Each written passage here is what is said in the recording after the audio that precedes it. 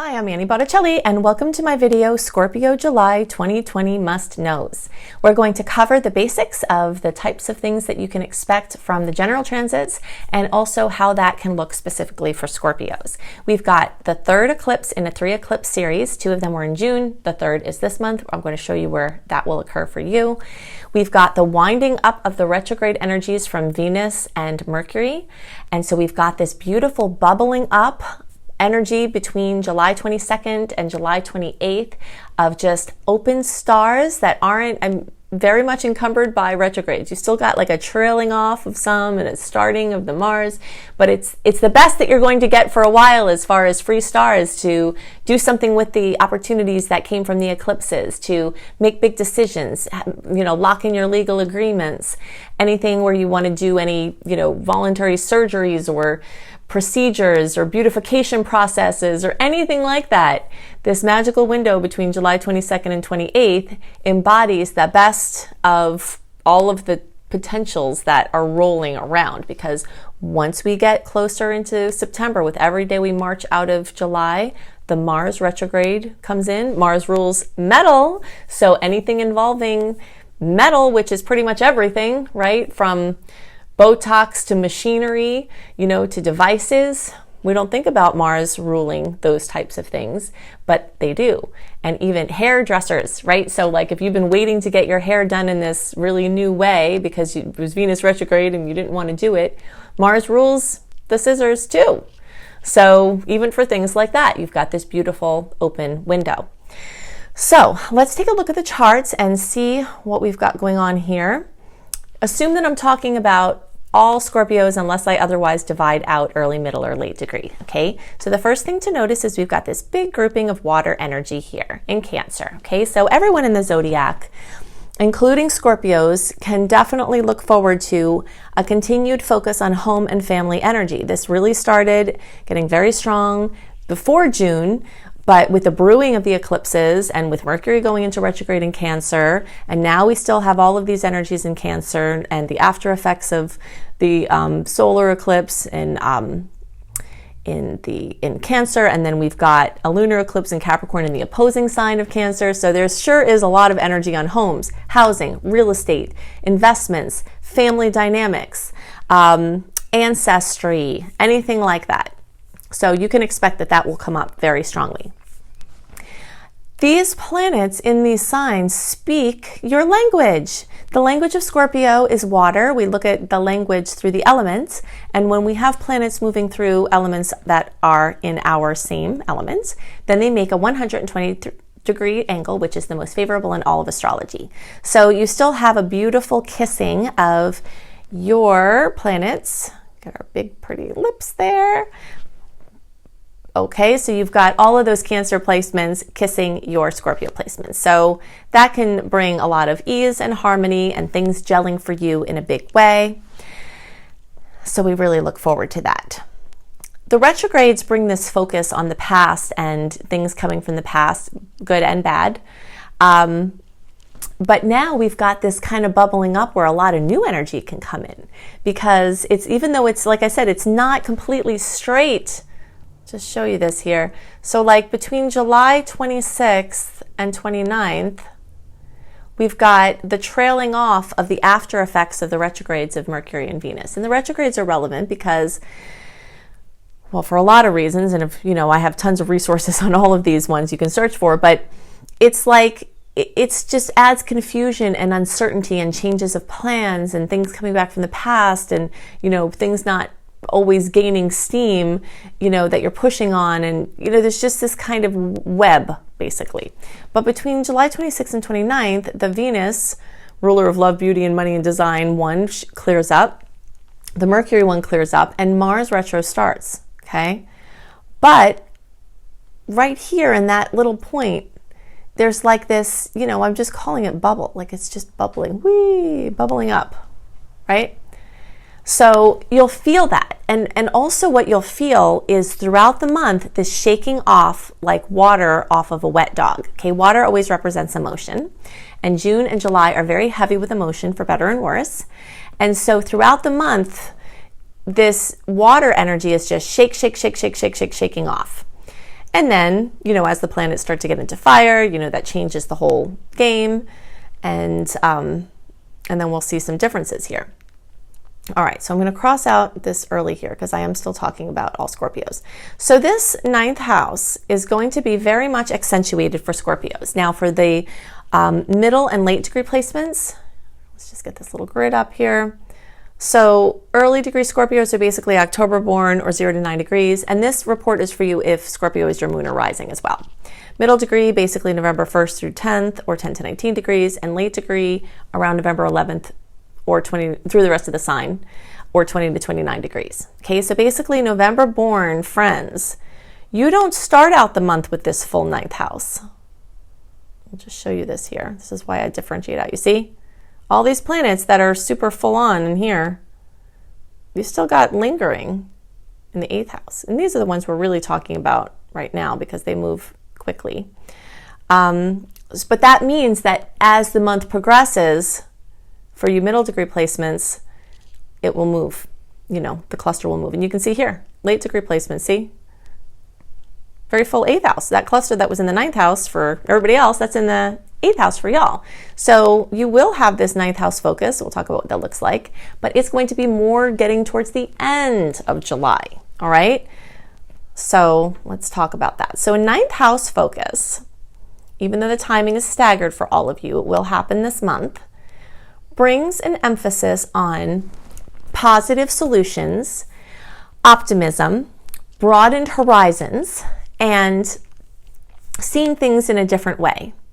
It also has to do a lot with teaching and learning and travel. Okay, so I do not know what the state of the world is going to be in at this time, but if it does open, travel of every kind can be very well indicated and can, you know, is more likely for Scorpios because this house is accentuated. So you might find yourself packing for a trip near or far, depending on the circumstances of what we're allowed to do at that time. But there are still plenty of ways that this energy can manifest. I've named quite a few already, and also international connections, connecting with people, working with people in different countries and different cultures, learning a language just from your house, you know, so the energies of abroad can be brought to your home in the space, in the situation where you can't go there. But it's definitely a possibility for all of you. Now, for the middle and late degree placements, who have this 8th house very much accentuated. You can see middle and late. This 8th house is the house of Scorpio. So you know that one well. It has to do with, you know, so what you tend to see when this house is crowded is discussions of, you know, family resources, family money, could be your in-laws, could be your parents, inheritances, can have to do with debts and taxes and loans. So maybe you're getting your taxes situated. I know in the United States, the tax deadline, I think, was moved into July. So you might find that that's coming to a head and you have to deal with that. You know, credit cards, either paying off debt or getting credit or something like that. So you might see a very strong focus there. And of course, on deep relationships of every kind. And the more intimate, the more Scorpio, you know? So it can be anything from collaborating with other powerful people, like you have your resources and they have their resources and you merge them together. Or it can have to do with you and your intimate relationship, your private relationship. Or it could just be your really into mysteries. You know, sometimes when the 8th house is accentuated, it's just like you're like watching an amazing Netflix mystery series and you're just getting up in the 8th house energy that way. So there's all that going on. All right, let's see what else we wanted to talk about here. So there's there. Let's talk about Mars retrograde, because Mars is a co-ruler for Scorpio. So whenever we have a planet that is part or all of our rulership, whenever it goes retrograde, we have to pay more attention to that, especially these inner planets, because they're retrograde less frequently than the outer planets are, all right? So Mars has to do with aggression, assertiveness, motivation, ambition, all of those things. And many people will find that as Mars gets into its retrograde cycle, that ambitions wane, obstacles to being productive start, and that's when the keynote of a Mars retrograde begins, frustration. There are people, especially some who has Mars retrograde at birth, and also people who've come to rectify this parts of themselves and fall into this natural rhythm, who will just naturally stop pushing when Mars goes into retrograde, and things will just show up for them in an easier way than it ever has before. But it's important to note this because that window I talked about with between July 22nd and 28th, Mars isn't starting its thing yet. But every day after like the end of July, you're getting closer into September. However it's going to affect you is going to start coming up. All right. So if you've got projects, if you have things that require concentration, if you have trouble staying focused to begin with, not only might you want to watch how this cycle affects you so that you can understand the nature of the Mars cycle for yourself, but if you know that you might be lazy in the future, it would behoove you to get some things done when you had the chance. Okay, so I just wanted to kind of drill that point home again. All right, so let's look to see where that eclipse is going to be. The first eclipse in June, I talked about where it is for Scorpios in the May report. The second eclipse in June, I talked about where it is for Scorpios in the June report. Now in the July report, we're looking at this 13 degrees of Capricorn.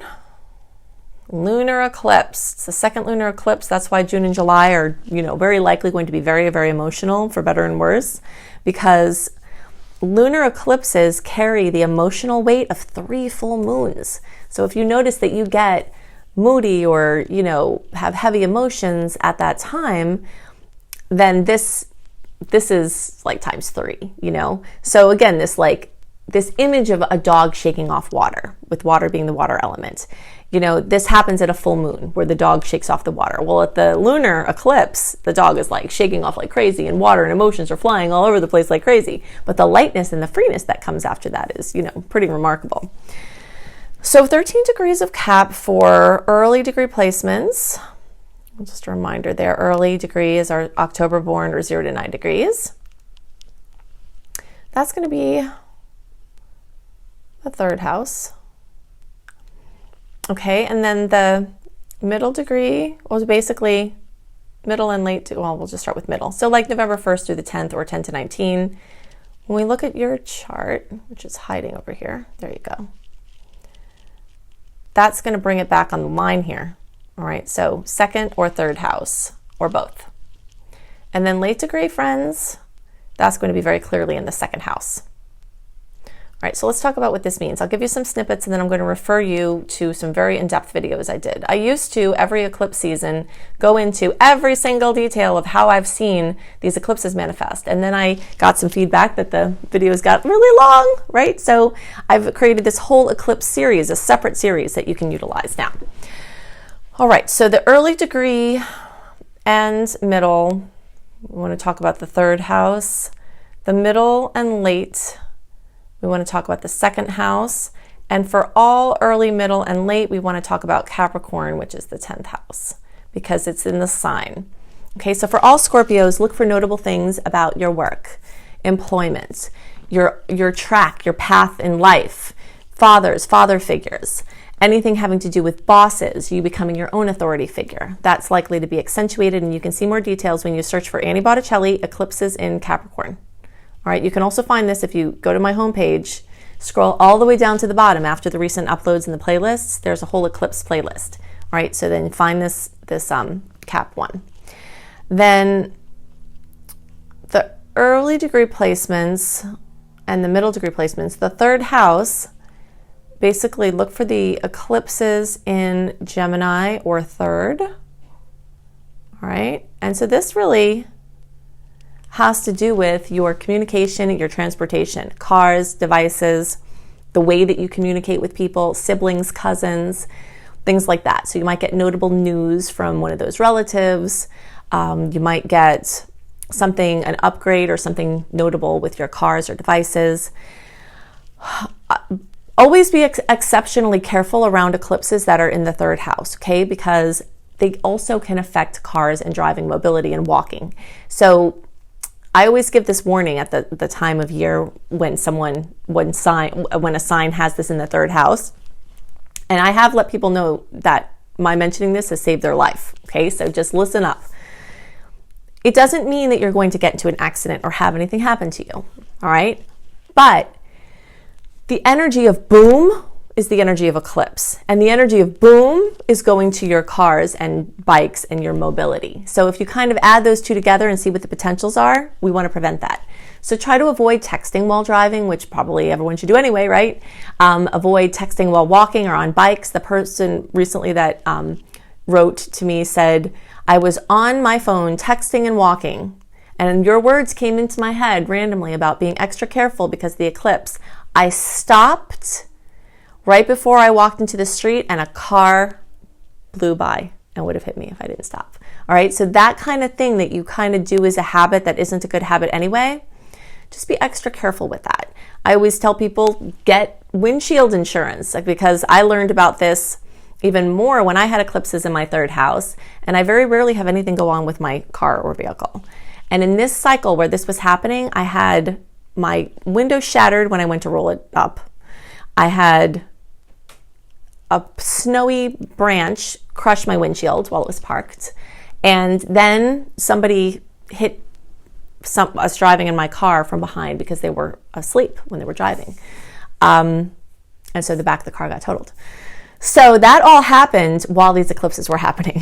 And everything worked out all right. Everyone was okay. And, but just be extra careful. So I learned about the windshield insurance, because if you have people come and inspect your windshield beforehand, you could save yourself a $500 deductible or more sometimes. So just kind of like look into that. All right, but you can find the eclipses in Gemini or third house.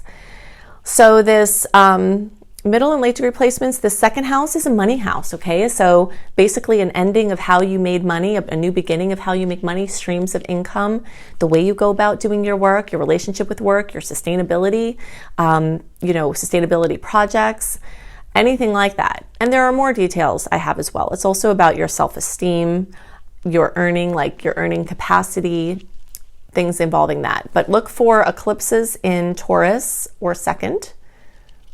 You can search for Annie Botticelli and then eclipses in Taurus, or you can go to my, AnnieHelpsYouTV.com, which is my YouTube homepage, and you can find that. It would really behoove you to take the time to watch these, because eclipses are very, very powerful astronomical and astrological events that can bring life-changing experiences.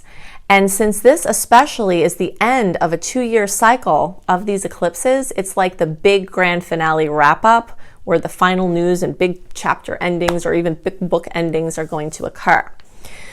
So if you would like to have more information about what this month may have in store, you can sign up for my free email newsletter at anniehelpsyou.com, where I do a write-up of every aspect that is of note, what you can expect from them, and what the general energy is of the month, all of that written, delivered to you in your inbox 1 month early. You also get my 28-day virtual coaching program for free when you sign up for my free email newsletter at anniehelpsyou.com, and I have tons of blogs on that site as well. You can search for my work on Mars retrograde as well, Annie Botticelli Mars retrograde, and you'll get a leg up on the types of things that are coming from that. And then if you'd like written horoscopes by me 1 month early, you can go to cozybysweetstarlight.com. All the links I'm giving you are also in the notes underneath the video. And you can find other Astrology Kissed blogs there as well. And then if you love how I teach and you want to learn, or you want to check out my other courses, including a bunch of free courses, you can check out my school at LUMINOUS LIFE MULTIVERSITY at lumelife.com, L-U-M-E, life.com. And you can see my Becoming a Professional Astrologer Mastery course. And if you think I go into details in these short videos, and it will blow your mind how much information I share and how comprehensively it's pulled together for you to do whatever you want to do with astrology, even if you don't want to do it professionally, if you just want to use it for your friends and family and for your own love of it. So you can see all that at lumelife.com, plus my other free courses. And I hope you have a wonderful month, and I'll see you next month. Bye.